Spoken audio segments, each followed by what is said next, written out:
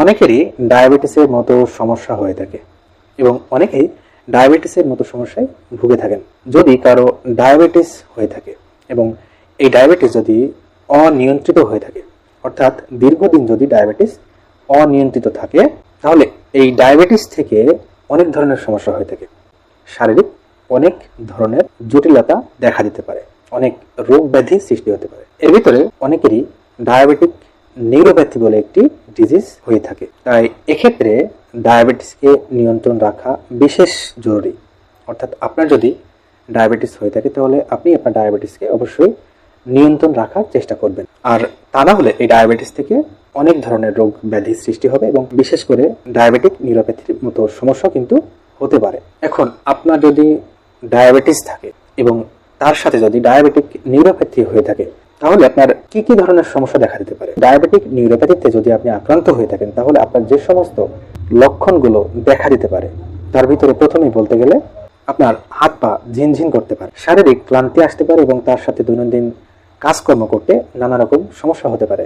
দেখা যাচ্ছে আপনি আপনার দৈনন্দিন যে সমস্ত কাজকর্ম করে থাকেন, সেই সমস্ত কাজকর্ম করার সময় আপনার শরীরে ভীষণভাবে দুর্বল হয়ে যেতে পারে। এর সাথে আপনার বমি বমি ভাব বা বমিও হতে পারে। শরীরের বিভিন্ন অংশে ব্যথা বেদনা বেড়ে যেতে পারে। বিশেষ করে দেখা যাচ্ছে আপনার পেশির দুর্বলতা হতে পারে, মাংসপেশির ব্যথা বেড়ে যেতে পারে।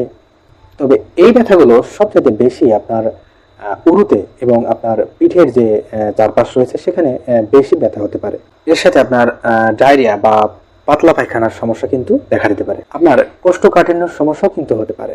আপনি যখন কোনো খাবার গ্রহণ করবেন বা আপনি যখন খাবার খাবেন, অল্প কিছু খাবার খেলেও দেখা যাচ্ছে আপনার পেট ভরে গিয়েছে এমন একটি অনুভূতি মনে হওয়া।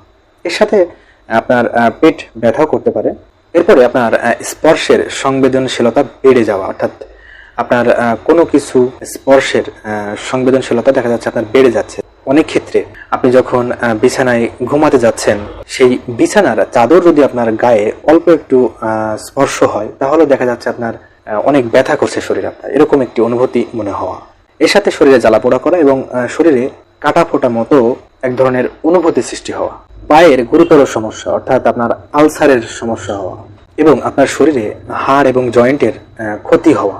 এরপরে প্রস্রাবের নানা রকম সমস্যা দেখা দেওয়া, অর্থাৎ আপনার প্রস্রাব ধরে রাখার যে ক্ষমতা সেটি আপনার কমে যেতে পারে।